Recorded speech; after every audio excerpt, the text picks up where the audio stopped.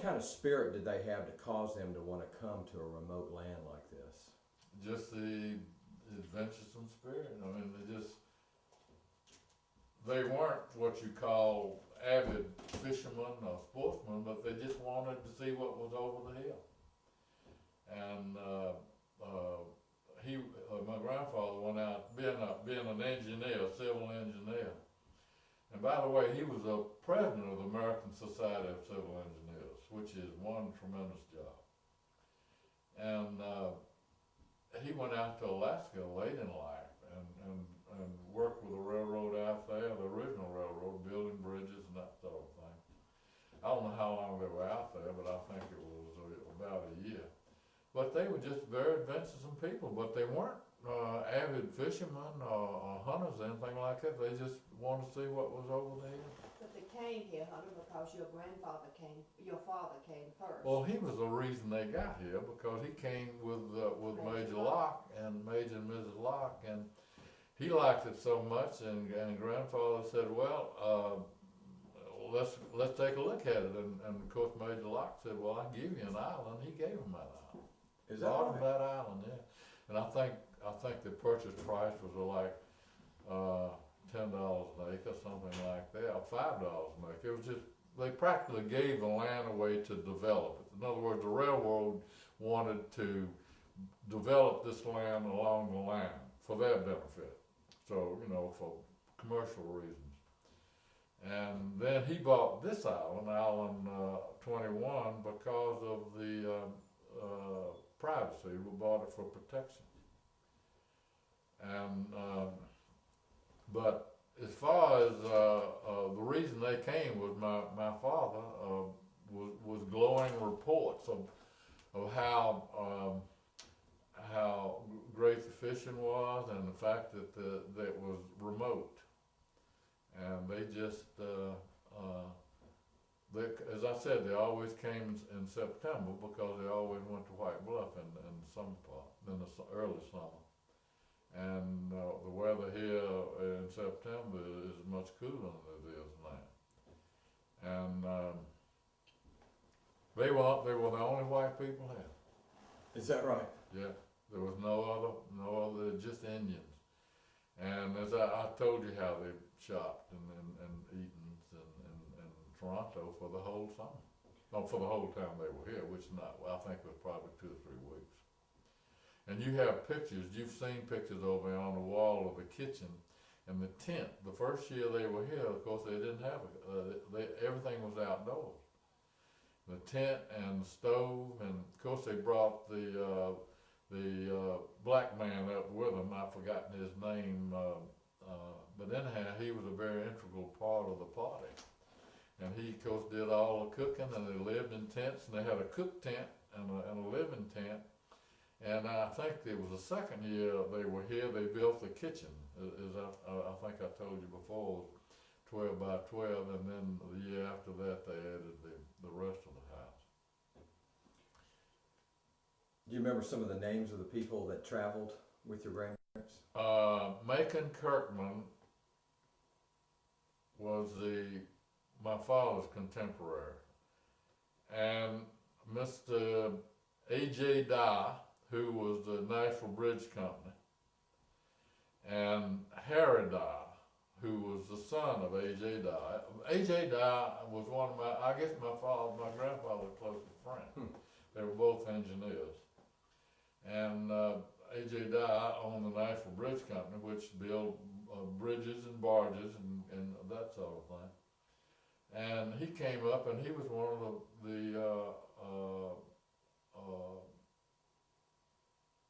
I guess he helped design the house. It was just a square rooms, all it was, 12 by 12. It was just a shelter. That's all it was meant to be. And they used that for years and years, and then when Bud West came in, Bud West and Ms. West and Lyman Everingham, who was a young man that the West adopted. He was an American citizen. And how that came about, I don't know. But anyhow, he was an American citizen, and where they met, I have no idea, but they adopted Lyman, and Lyman was about, he would have been the age of their son if they had one. I don't think they had any children. But anyhow, they raised him as their child. And then after they opened in 1923 and built the French River Lodge, they were able to get some staples from the French River Lodge, and of course everything came in by rail. There was no road. There wasn't any road near here, and they were able to buy food, bread and eggs and butter and staples like that from Mr. and Ms. West at French River Lodge. But Lyman was they built that entire camp themselves, in French River Lodge. They didn't bring any people in, they built it themselves. And they opened it, as I said, in 1923 as a fishing camp, and it was very, very successful. And after the West retired, and probably in the late 50s or early 60s, as best I recall, it wasn't nearly as successful as it was back then, because back then the fishing was so much better than it is now. Hang on one second. My grandfather was not a well person from the time I knew him. He had tuberculosis as a young man, and he was 6'1", or maybe almost 6'2", and he probably didn't weigh more than 145 pounds. Very thin, but he lived to be 77 years old. So, but they would go out to Arizona in the summertime. I mean, in the wintertime, because of his breathing problems as a result of tuberculosis. But up here, as far as I can remember, they just came year after year after year. And we had fishing licenses over there in the old house, as you remember. They went back to 1912. And that was that was important. The fishing licenses were important. They were all tacked on the wall behind the stove, and the stove was just a metal wood stove. But it was it worked well because it was a record of all the guests that they ever had. Because they had when they came in, they bought fishing licenses, and it was interesting to get up and read. But some of them had deteriorated because they were right behind the stove. And Claire and Neil, when they renovated the house, which they did about 12 or 15 years ago, they took all the licenses down and put them in they're preserving them. But I have not seen them of late, and I don't know anything about them. But that was a very interesting thing. And anybody that came in the house, they went directly to the wall, like the same thing as your pictures back at your house. Okay. But they had fishing licenses, and you could tell, not pictorially, but you could tell historically who was here and when. Hang on one second. Well, I got an interesting story. This happened years later. My father and I used to take canoe trips. Grandfather would tow us down to the Herring Chute, and with a canoe. He towed the canoe down, and Dad and I would get out, and we would stay in the bay for several days and camping out and fishing. And I can remember those days. The fishing was absolutely unbelievable. But I remember one incident. We were there where the King's Camp is now. Of course, there was nothing there at that time. It was just a wilderness. And we looked up, and here came a boat, and Daddy said, "That looked like Harry Dye." And I don't know what, this is just vague, because I was about 6 or 8 years old, but I can remember it vaguely. And it turned out that Harry Dye had come in with some friends on a yacht in the Georgian Bay, and he just wanted to see where he had been as a child, and there we were. This happened, he came over and sat down, and Harry and I and Dad and I sat down and talked for a while, and Harry wanted to do some fishing because we were bringing in bass, and I tell you where it was on that point just opposite the King's Camp, in that real narrow elbow where you go out into the channel that takes you out in the bay. And Harry and I took Dad's fishing rod, and first thing he did was get home. And Dad said, well, don't worry about that. Hunt will get you loose. He'll dive down and unhook the hook for you. And I took a dim view of that because I was all dry, and I think, as I remember, might have been a cool day. But anyhow, Harry and I saved my neck by just jerking the line and breaking the hook up, breaking the line up. But what a coincidence to be sitting down there and not having any idea Harry and I was even in this part of the country. But that was but Dad and I would go down there and camp, and I will never forget one morning. We didn't get down there until real late in the afternoon, and we camped on an island that I know very well, that was east of where the King's Camp is now. And we woke up one morning, and as I said, back in those days, we didn't have sleeping bags, we didn't have tents, we just turned the canoe up and put our heads on the canoe in case it rained. And I think we put a piece of canvas over the blankets just in case it rained. We had mosquito nets because we still have. And sometimes we had a mosquito bar that we put over us, and quite often the only thing that we just cut pine boughs and put down under the blankets to sleep on. But we woke up that morning and there was King's Camp. They had built the whole camp since we were there last year. Wow. And I'll never forget it. His dad said, oh my goodness, here's King's Camp, and this will be opened up now, and people will be fishing down here. And of course they did. They came down, and that was probably one of the best fishing camps in this part of the country because it was in the bay where the best fishing was. But as you know now, that camp was open for years and years and years, and now it's a condominium. What's left of it? People have bought it, and individuals have bought it. Mm-hmm. What was your grandmother like? You remember her at all? I remember her extremely well. She was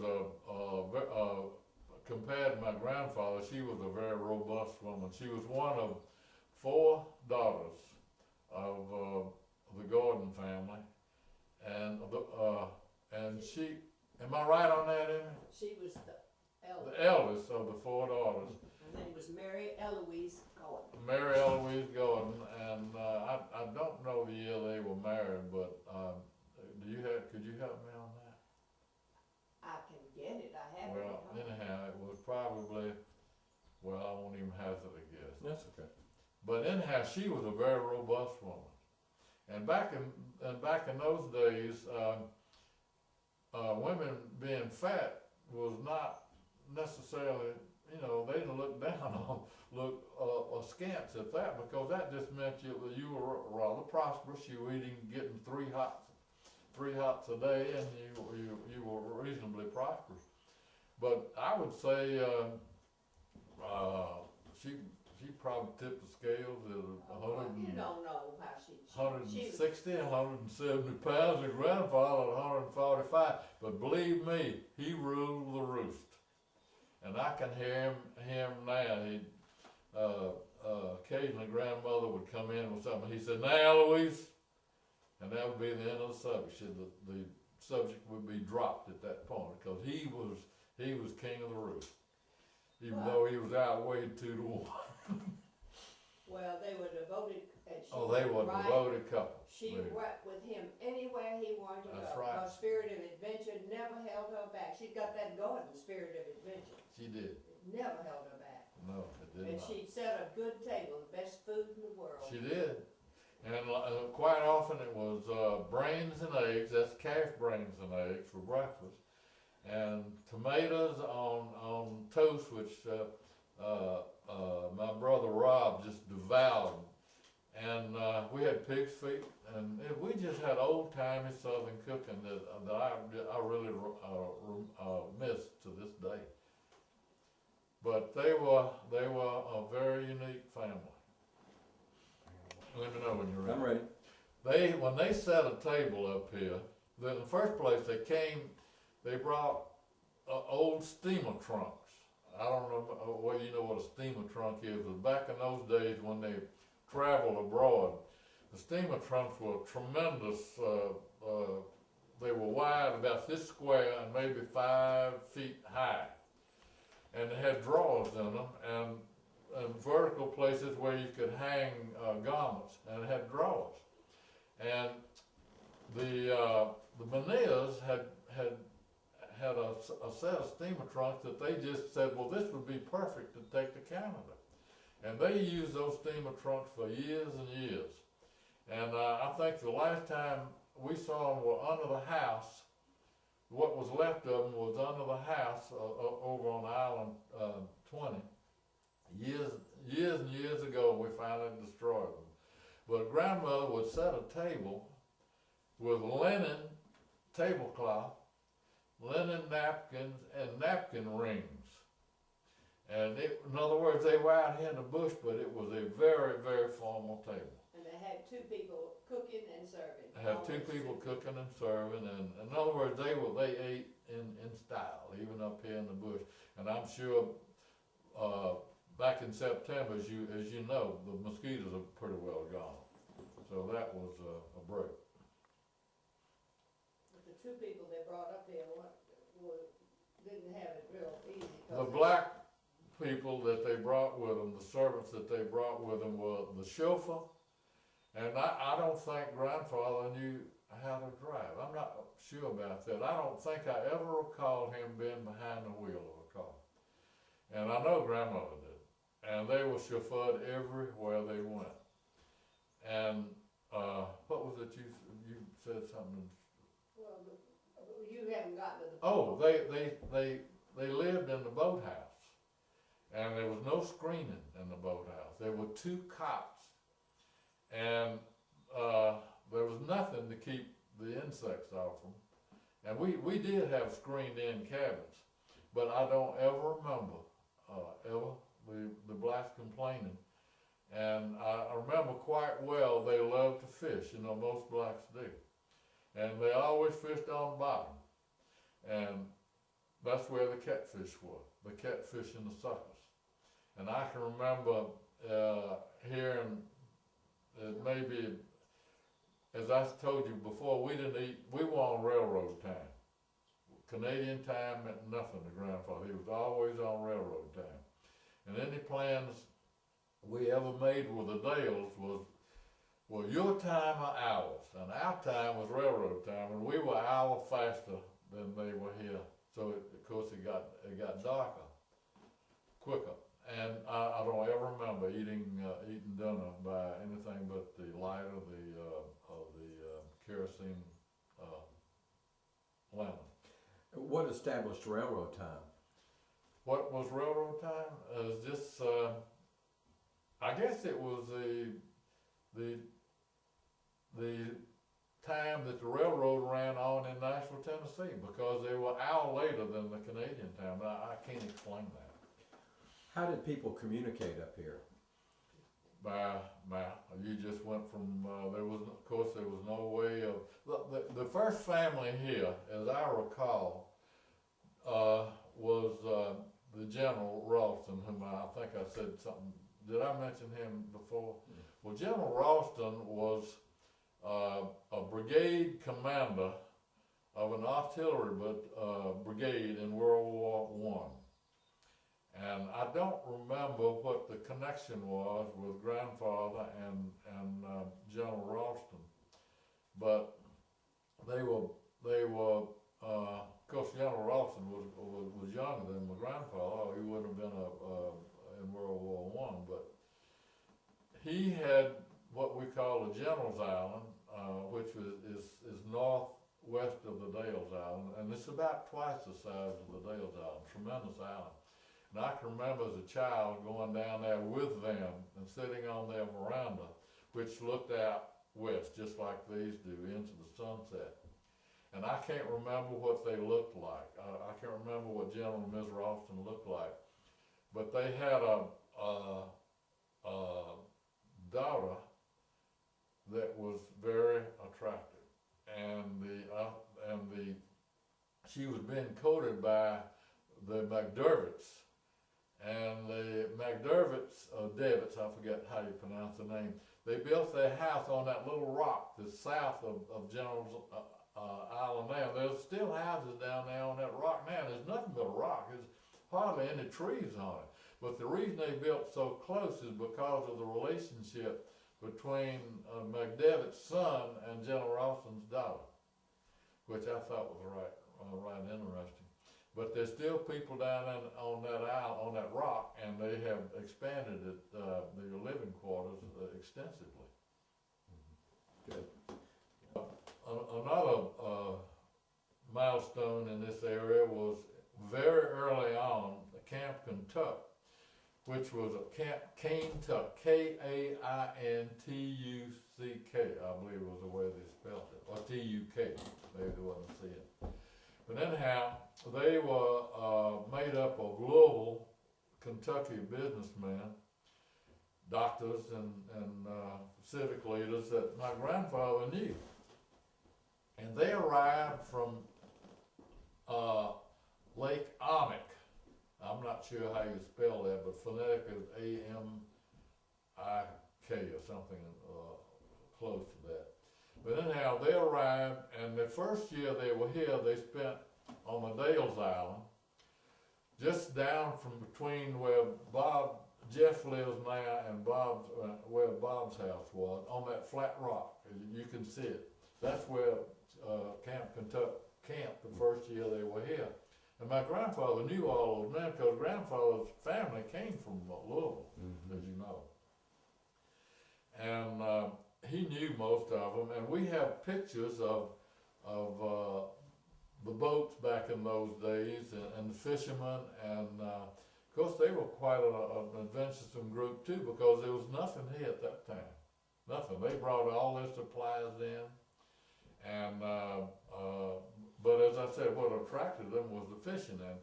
And after that first year, they moved down to where Camp Kentucky is now, just before you go into the Wanapate River. And what year would that have been?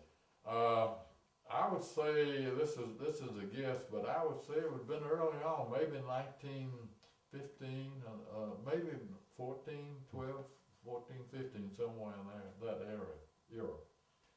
But it's still an active group. They come every year, and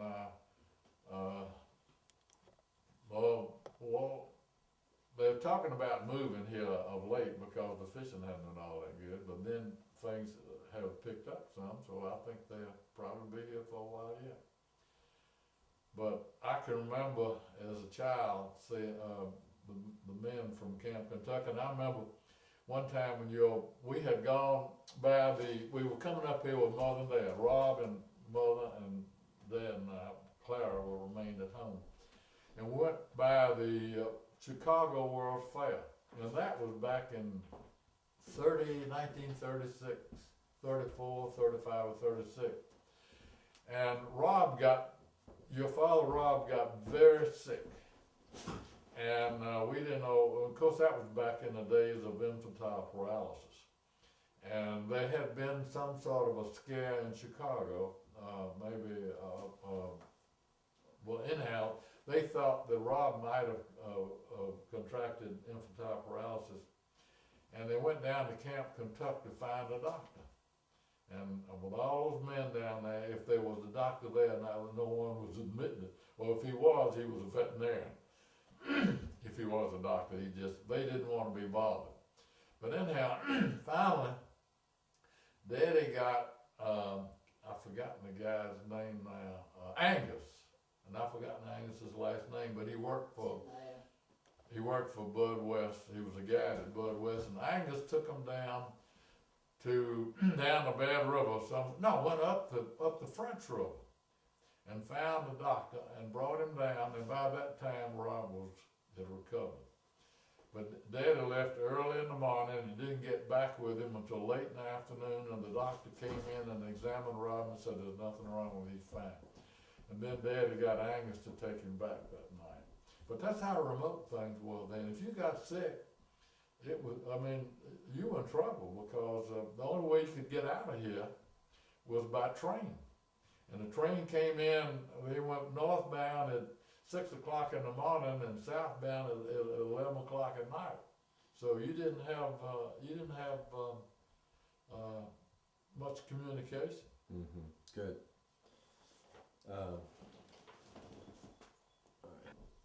Okay.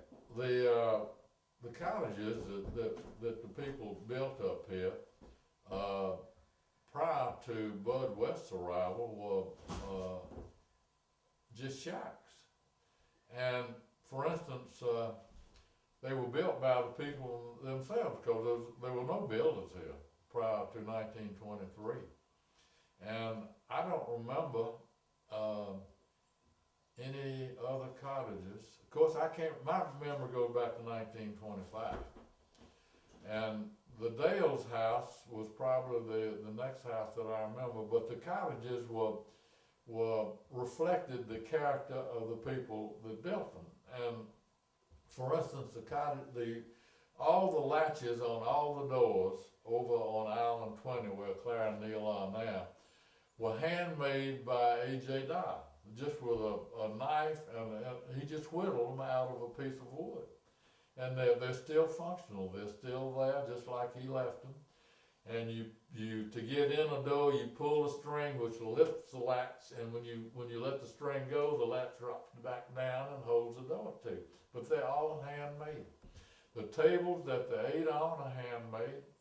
Which Clara has the original table. Which Clara has the original table, and the chairs, I don't remember. I think we ate off of benches. Yeah, I know we did. We ate off of benches. They weren't chairs. But since then, the benches, I guess, have given up the ghost, and they have brought in individual chairs, but everything over there was handmade. And the water that they drank, they just took buckets down and dipped them out of the lake and brought them up and set them on the counter on the back porch where we brushed our teeth and washed our hands and faces and shaved. And in the kitchen, we washed dishes. We had a wood stove, obviously, because back in those days there was no propane. Everything was, the stoves were all wood, and we cut the wood. But it was generally, back in those days, was used driftwood, because driftwood was pine, and it was easy to get pine going. And later, the natives cut the wood for us, which was birch and poplar. But the stoves, and I remember the most popular place in the early morning, and then again, remember we're in September, was the kitchen. Because that's where the fire was, and we would go in and get warm by the wood stove. And there was a 4-eyed stove with an oven, and Leslie, our cook that Mother and Daddy brought up here, was a gourmet cook. He couldn't read or write. He couldn't even write his own name, but he signed his signature was an X. But he was a gourmet cook of the first order, and he always said that the oven and the wood stove did better than the oven at home with the electric stove. But it was a chore to get started, as you can imagine. You had to build a fire. But everything and as I said, we ate fish practically every night, and occasionally we would poach a duck or grouse, and as I said, we always carried a rifle everywhere we went. And Grandfather and Dad would run the boat, and Grandfather would sit in the canoe. We always had to tow a canoe because we couldn't get down the rapids. The rapids weren't run until after, the rapids weren't run until after World War II. The only way you could get to the bay was to tow your boat down to the herring chute, carry your canoe over, or shoot the rapids. And grandfather and I would sit in the canoe that was being towed.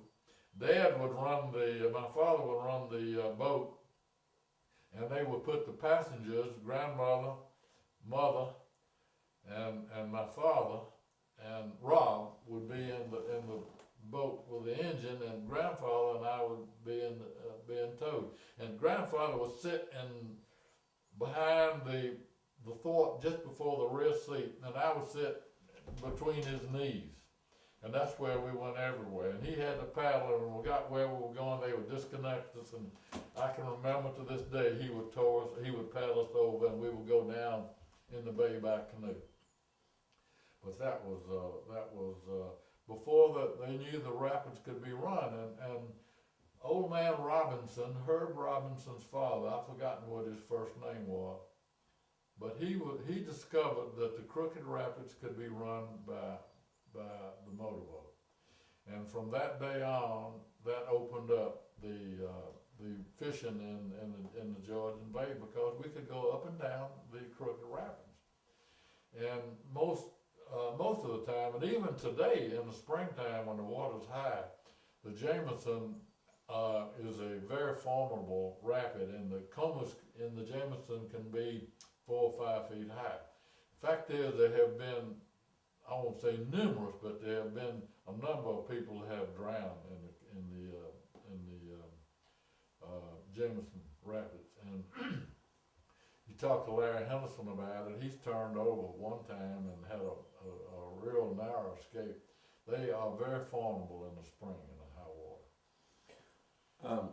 Tell me about your parents. What do you remember about them, their character? My parents? Mm-hmm.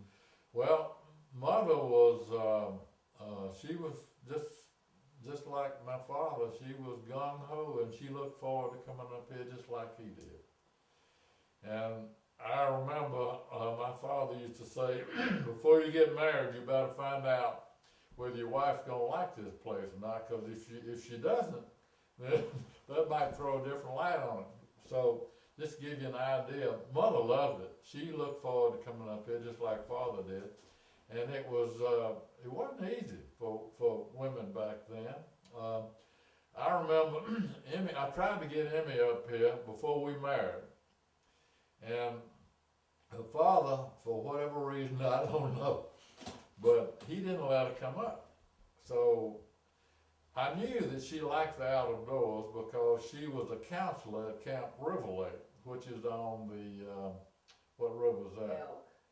Elk River in Nashville. And Emmie had been going to Camp River Lake since she was, I think, 10 or 12 years old, and she at that time was a counselor. So I knew she knew about boating and canoes, and she liked to sleep out and camping, and of course River Lake back in those days, I don't even think they had electricity. Well, they didn't have they had outhouses. They had outhouses and things of that nature, so I knew it wouldn't be a tremendous shock. But I had very few reservations when I married him as to whether or not she would like it. I felt like she would. But Mother and Daddy always said, be sure. You think about that before you make that commitment, because if they don't like it, that's it. You may have to change your way of you spend your summers. But I was very fortunate in that she did.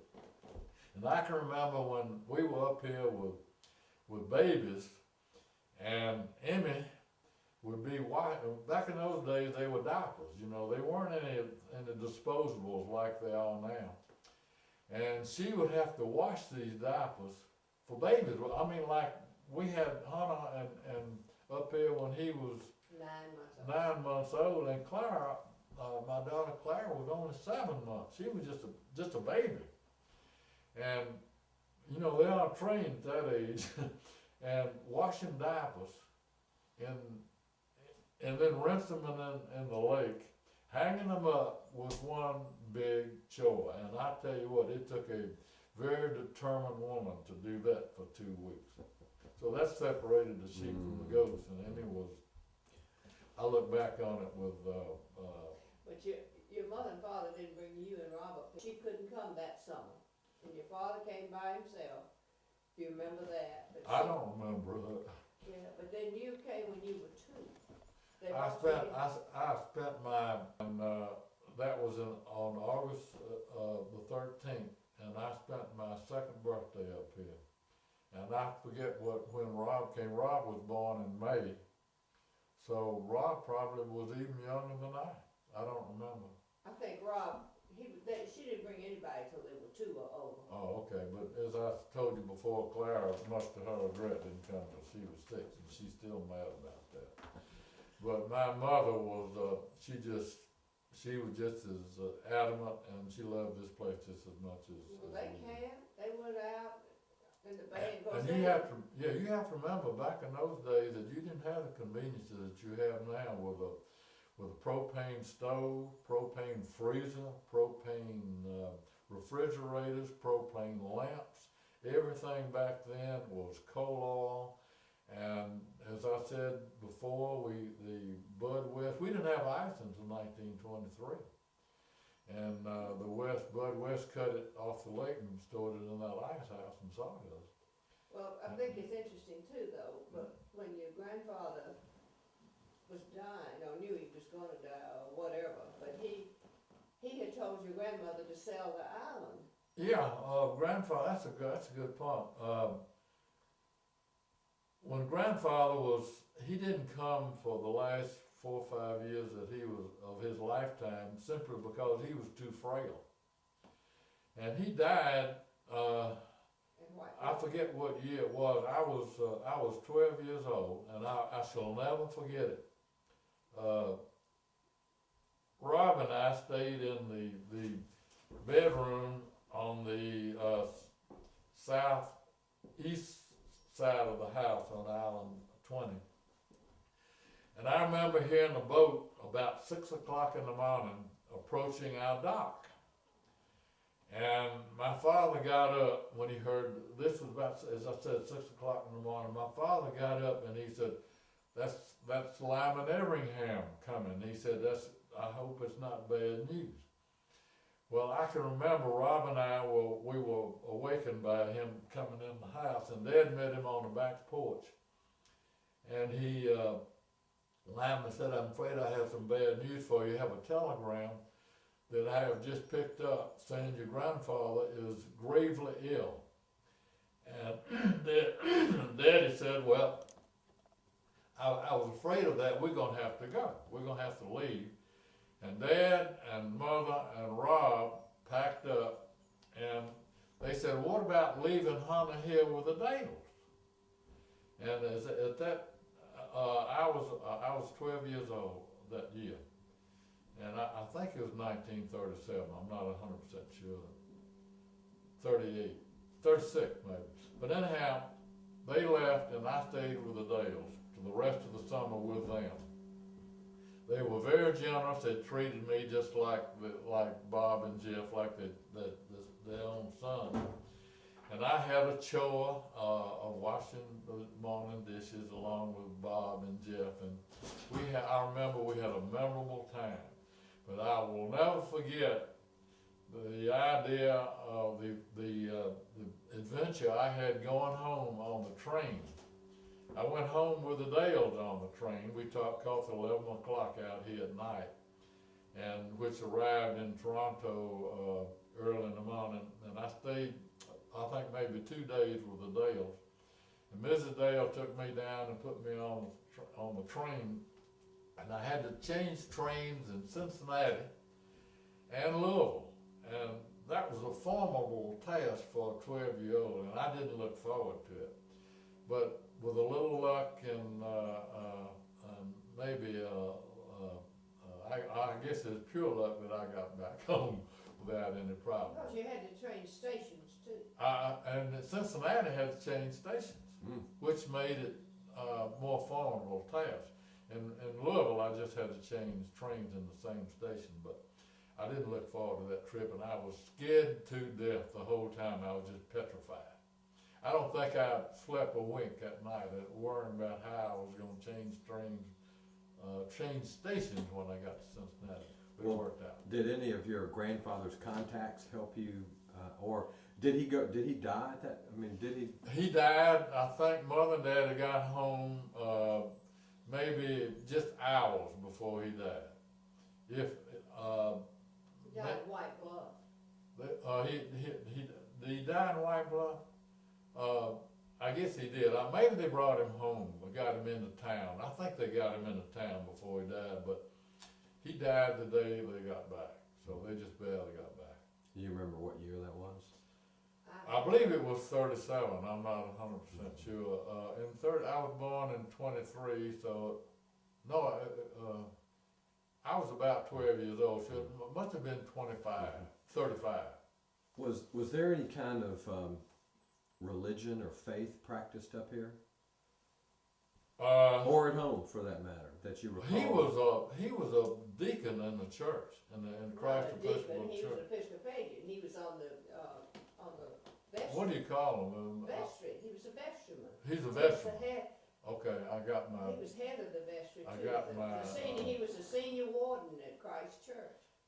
He was. He had a very important job at Christ Church, And they were very involved in the music of the church.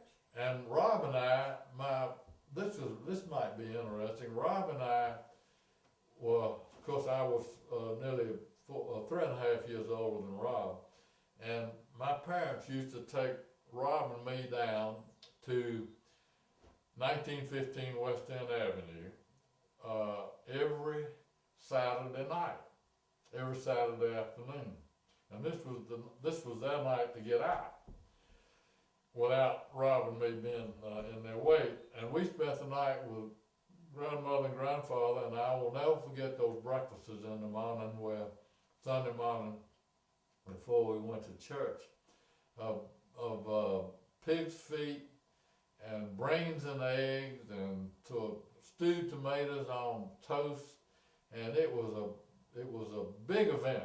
And we then got dressed, and grandfather and Rob and I walked to church, to the Episcopal Church, if the weather permitted. And it was about a mile and a half, a walk from 1915 West End down to 8th Avenue on West End. So 9th Avenue. 9th Avenue. We missed it by one. But anyhow, grandmother, of course, drove, the chauffeur took her down. But my grandfather was very, very active in the Episcopal Church. As was she. As They was were she. very involved in Yeah. the music of that church. And they were just very involved in the whole church, everything to do with it. Did any of that transfer up here? There was nothing here. I don't ever remember my grandfather, and I knew him having spent every Saturday night with him since I can remember. He would read Uncle Remus to me. Grandfather would read Uncle Remus to me, and grandmother would read the story of Robber Kitten. Now, don't ask me what Robber Kitten was, but it was an entirely different story to Rob. So grandfather read to me, and grandmother read to Rob. And I can remember vividly all those stories about Uncle Remus and the Tar Baby and Br'er Rabbit and all those old stories that I can remember to this day. But anyhow, Rob and we spent every Saturday night, and we went to church every Sunday morning at the Christ Episcopal Church down on 9th and Broad. And grandmother and grandfather were very heavily involved in that church. Were your grandparents considered wealthy? No, they were not considered wealthy. Grandfather was a chief engineer for the Nashville, Chattanooga, and St. Louis Railroad, NC and St. L, as it was known. And he was also president of the American Society of Civil Engineers, which was quite an honor. Fact is, the only other president from Nashville, Tennessee, of the American Society of Civil Engineers was Harry Dow, agent. No, it was Dan Barge was the Dan Barge, who worked for Harry Dow. Dan Barge, who was a great, well-known engineer in Nashville, Tennessee, worked for A.J. Dow. A.J. Dow But Bridge then he had Company. his own company. He formed his own company. Well, I won't get all that technical, but anyhow, grandfather had one very, very prestigious position as president of the American Society of Civil Engineers. So he was recognized as a very astute engineer. Well, it's interesting too, Rob, he couldn't have had any money, he came out of the Civil War with nothing, you know that story. Well, he So like and that's very interesting. He was 12 years old, I think, when the Civil War ended. Is that right? No, he was, no. Maybe they- 8. Why don't you come over and sit in No, my I'm seat? not going to, but you know that, you're not thinking, but he couldn't have been 12 years old, he was 3 when the Civil War Well, I never started. was that good at math anyhow. Well, but anyway, the point being. It was that- 7. Huh? 7. Yeah. Okay. Okay, he's 7 years old. He wasn't 6, he was 7. Well, there seems to be a dichotomy between living fairly well in Nashville and living very rustic up here. Well, they also had a house in White Bluff, which is 30 miles out of Nashville, west, as I remember. Yeah, west of Nashville. And this was a community of, White Bluff was a community of Nashville people. It was in the Highlands. And by Highlands, I mean maybe elevation of, Nashville was 600 feet above sea level. White Bluff would have been maybe another 400 or 500 feet high. So it might have been 800 or 900 feet, somewhere in that area. But it was a community that the old Nashville families like the Manias, the McDonalds, the Wards. Wards, the Bartons, I've forgotten, there were 8 or 9 families that lived, that had summer homes there. And grandfather would stay there until, and he commuted daily on the railroad. The chauffeur would take him to the railroad station, and I remember riding in with him many times, and riding out with him many times. But we were always met by the chauffeur, and back in those days, the trains ran on time. And we would go up, Rob and I would ride in with him on the weekends and spend the weekends in White Bluff, and then ride in with him on Monday morning when he went into work and when we go back to school. But this was preschool primarily. Well, I think what you should say, getting back to your grandmother and grandfather being wealthy people, you know the background of your great grandmother. She came from Columbia. They were considered very prominent, old. I would say, I don't know, quote, what wealth is as it relates, but they grew up in very advantaged cultural families. Both of them did. But your grandfather is unique to me because he was educated. Your great grandmother, Cornelia McDonald, saw that her children got education. And She educated them herself, as I remember. No, she didn't. They went to college, and he went to college in Louisville. Well, that's where he Why don't got you come over and get in my No, lap? he got his engineering degree in Louisville. Well, it was a 4-year college, I don't Okay. think so, but he did, and then he came to Nashville with the NC and St. L Railroad. That's in that little pamphlet we have at home. Yeah. I'm gonna. Tell me what Canada, what the concept of Canada means to you. The concept of Canada, I can remember as a child, my earliest recollection, I guess I was maybe 5 years old, and as I told you the other night, I went around with water wings on and naked.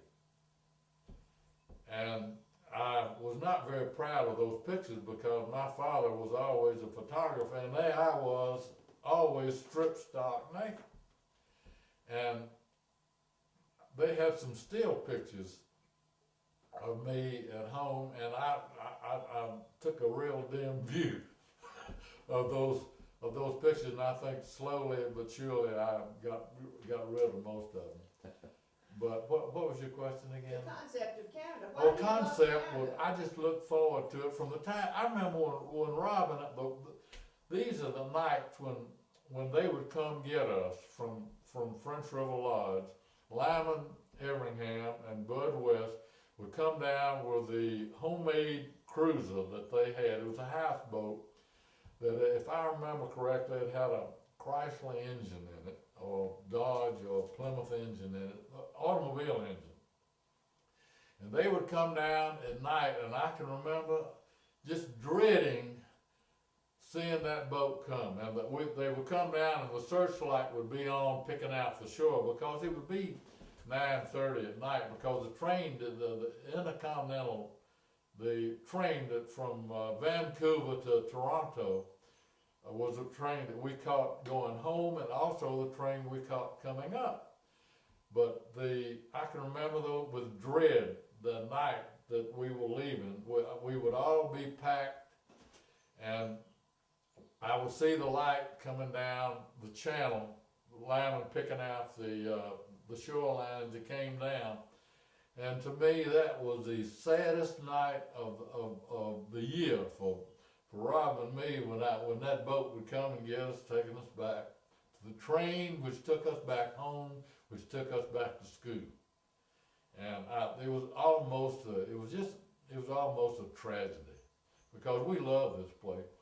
And Why do you love it? That's what he's trying to ask you. we loved it because this was fishing. It was Rob and I. Everywhere we went, we took a rifle with us, and it was just like all of our contemporaries were in summer camp. Well, this was summer camp for us with all the embellishment, everything, the fishing, the swimming, the boating, everything was here. And exploration, we went somewhere almost every day, fishing or just exploring, and Rob and I would, just the two of us, would go off in a canoe. And it was just, to me, I would count the days. I would start counting the days at Christmas time to when we left.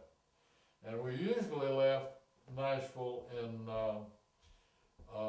back in those days, school didn't start till the middle of September. So you would usually leave Nashville maybe the last of August. And by that time, it was cool, the days were warm and the nights were cool. And it was just, and Rob was out with us, he felt the same way we did. But the whole point is, why did you come up here all by yourself this summer? That's what he's trying to get to you. What is in your insides about Canada? What is it? I think I can describe you. One thing, and maybe I can help you think about it. You come up here because this is a very important part of your nature. This is the kind of world you love. This is the world that I love, yeah. And of course, Rob. Why do you love it? You love it because it's nature. It's not constrained by artificial things. This is where there is a supreme being here. You've often said that. You see evidence of it. That's what you're saying, really. Yeah. Well, I can remember the first satellite that we ever saw up here, the Russian Sputnik. I remember that distinctly. We went out. We were, of course, living in an old house at that time, and I've forgotten now how we knew when to look for it, but we went outside, and the Sputnik wasn't much bigger than a grapefruit, but it was in a low orbit, and it was, as it came over, the sun would be, of course, it would be lit by the sun, and it was quite a memorable moment for all of us. But this place to me, and of course Rob was the same way, and of course my mother and father and my sister today, was always some place that we look forward to getting to. And my contemporaries were all in summer camp, and I just sort of looked askance at that. They didn't have anywhere near the advantages that Rob and Clara and I had here. This was our summer camp, and this is what we look forward to from the day we left until we got back again. I think also it's a place where families get together. Now this is where, that's an important, a very important point. This is your children, we know Clara's children. This is where the family, we all have our individual homes now. And this is where we really get to know each other. Not only our nieces and nephews and that, but we get to know our own grandchildren. Well, sure, we get to know our own grandchildren, and I mean, it's at home just- you running and scurrying and doing all that, but up here we get to know them. that's right.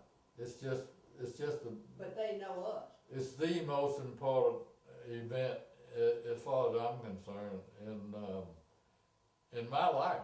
I remember looking forward to it, and back in those days, the drive up here was awful. It was, but not that we looked on it as a chore, but it was 2.5 to 3 days. We would leave home early in the morning, and the first day we get somewhere in the middle of Ohio, somewhere around Lima or Piqua, and the second day we would get maybe to we get into Canada, into I've forgotten the name of those towns, Chatham and You spent it, I know you went to London, cause you. London, yeah, Chatham or London, somewhere in maybe 100 miles, 150 miles south of Toronto.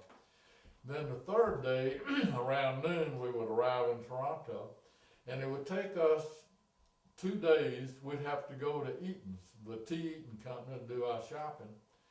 And Mother and Dad had to buy all the food. This was early on.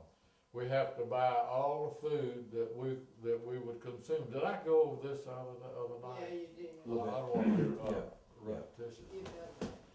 But it was just, I'll just never forget. And still, I'm still excited. And if I had my way, I would be up here when the ice went out. But I come in early June, and I don't go home till Labor Day, after Labor Day. And that's still, I count the days. Still the highlight of my life when I get here, and one of the lowest ebbs when I leave. So, and my children are the same way. Yeah. And as you and your children, and it's just a very, very special place. I'm going to probably end a lot of this with that, but tell me about some of the weather that you've experienced up here. Well, you have to remember, in the early days, we weren't here in June, July. We were here in late August and early September, because back in those days, school didn't start until maybe, I can remember going to web school when I was 12 years old, and school not opening until somewhere in maybe the 15th or 16th of September.